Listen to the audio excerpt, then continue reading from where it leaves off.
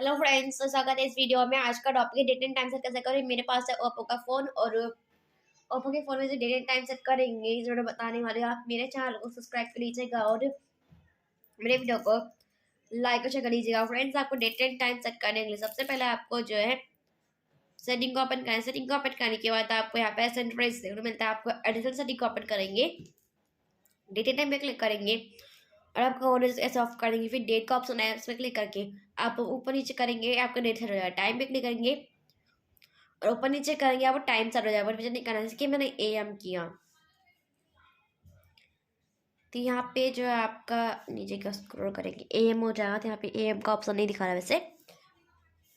For example आज 1 दिसंबर है तो मैंने यहाँ पे 1 दिसंबर, मैं 2 दिसंबर कर दिया। 2 वैसे पीएम है तो पीएम कर देते हैं।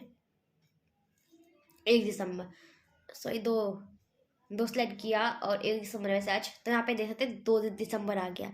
फ्रेंड्स, आई होप समझ गए होंगे आप। तो मैं वापस से 1 दिसंबर कर देती हूँ।